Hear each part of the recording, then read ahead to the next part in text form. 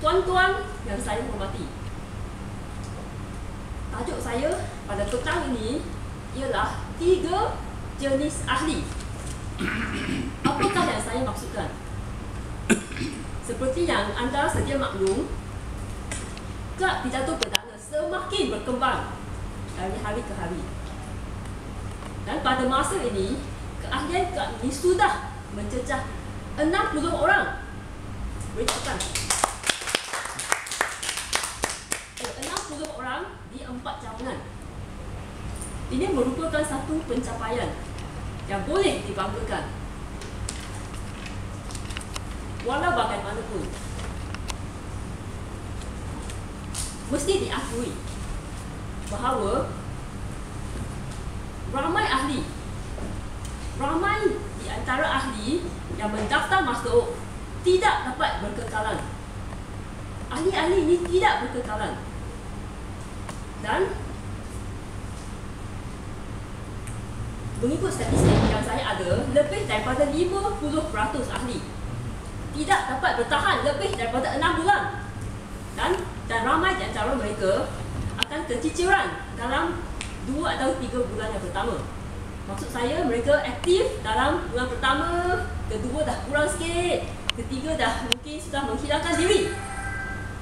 Dan dalam masa 6 bulan, mereka tidak akan memperbaharui keahlian. Ya, ini terjadi kepada lebih daripada 50% ahli. Pada malam ini, saya ingin menyenaraikan 3 jenis ahli yang kita jangka tidak dapat bertahan.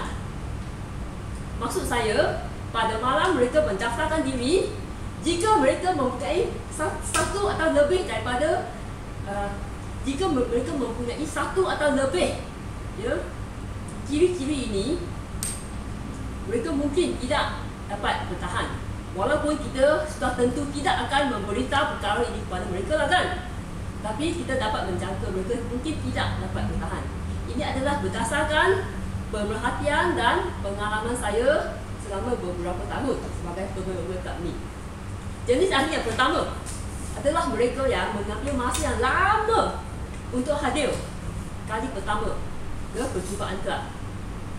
Setiap minggu saya akan menerima beberapa panggilan telefon, menerima email daripada mereka yang berminat. Mereka menyatakan bahawa mereka berminat. Tetapi daripada kalangan ini, ada ramai yang akan mengambil masa yang lama untuk hadir buat kali pertama. Mereka akan memberi alasan, contohnya sibuklah, ada urusan lah, ada kecemasan dan sebagainya. Ataupun mereka mungkin mengatakan, tempoh ini saya sangat sibuk dan saya perlu menunggu sehingga saya agak lapang untuk menyertai kad ni.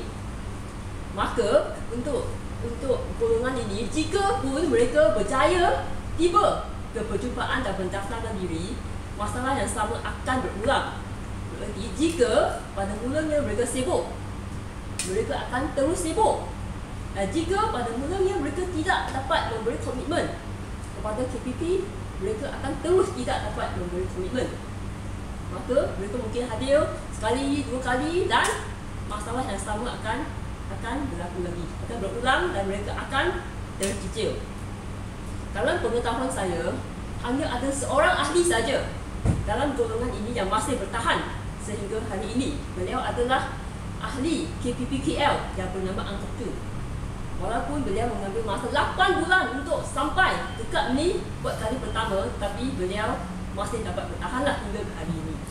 Tapi itu menunjukkan bahawa tidak semua yang mempunyai ciri ini akan tercicil, tapi kebanyakan akan. Ya? Jenis ahli yang kedua yang mungkin tercicil ialah mereka yang terlalu memuji-muji kad ini. Pada hari pertama mereka hadir, terlalu memuji-muji kad ini. Saya masih ingat ada seorang tetamu pada suatu masa dululah. Ya, beliau telah hadir dan pada malam pertama itu beliau telah memuji-muji kad pidato perdana. Beliau telah mengatakan beliau telah lama cari kad macam ni beliau sangat teruja dengan slogan kita, iaitu memantapkan bahasa Malaysia. Dan beliau telah pun memuji-muji dan telah mendaftarkan diri. Tetapi beliau telah terkecil. Mengapa? Pada pandangan saya, mungkin beliau berasa kecewa. Kecewa sebab kelab ini bukan sesempurna yang beliau sangkakan. Sebab kita semua tahu kan, di kelab ini semua orang bekerja secara sukarela. Saya pun kerja sukarela, Asli pun kerja sukarela dan sebagainya. Ya, maka mungkin ia tidak sempurna seperti yang beliau bayangkan. Maka dalam pengalaman saya, orang yang memuji-muji kelab ni terlalu banyak pada kali pertama atau kali kedua hadir tanpa mengetahui lebih mendalam tentang kelab ni, mungkin mereka akan terkejut. Dan adakah anda ingin tahu apakah ahli jenis ketiga yang mungkin terkejut? Ya. Golongan ketiga yang mungkin terkejut adalah mereka. Tadi saya dah sebut. Golongan ketiga yang mungkin terkejut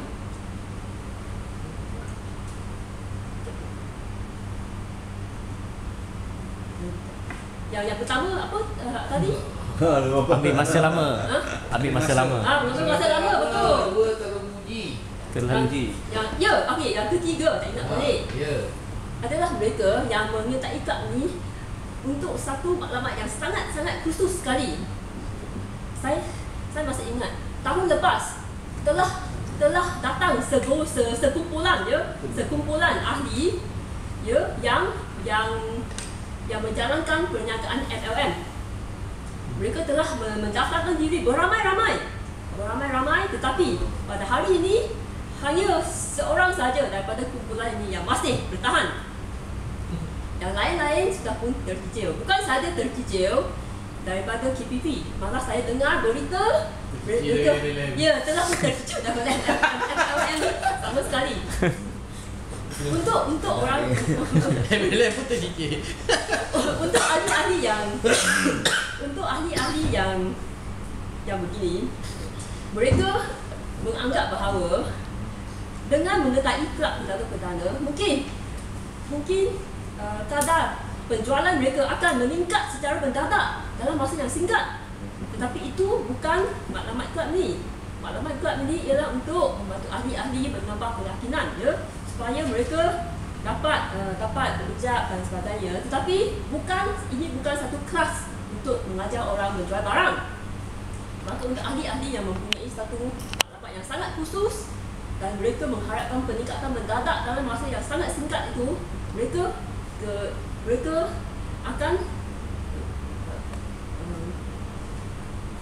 kemungkinan besar mereka akan terkejut. Maka itu adalah tiga jenis ahli yang kita boleh jangkalah mungkin akan terkejut dalam masa 6 bulan. Baiklah. Tujuan saya menyampaikan ucapan pada malam ini ialah pertama, untuk menghiburkan anda dengan jorenah ahli-ahli yang mungkin akan terkejut. Adakah anda berasa terhibur? Tak? Terhibur mesti. Dan maklumat kedua ialah supaya anda tidak terjerumus dalam golongan ini, tidak terjerumus dalam 3 golongan ini. Pertama, anda mesti ingat, walaupun anda sibuk, anda mesti memberi komitmen kepada KPP dengan perancangan yang baik dan sebagainya.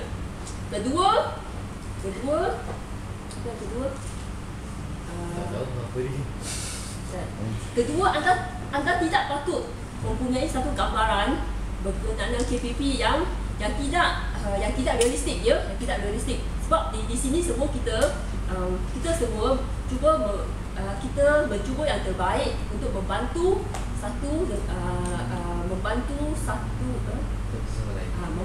sama lain, Maka anda tidak patut mempunyai gambaran KPP yang terlalu sempurna lah, mungkin anda akan kecewa. Dan ketiga, anda mesti menganggap latihan ini untuk jangka panjang. Anda tidak boleh menganggap anda masuk hari ini dalam masa sebulan ke 2 bulan anda akan menjadi seorang yang sangat-sangat hebat.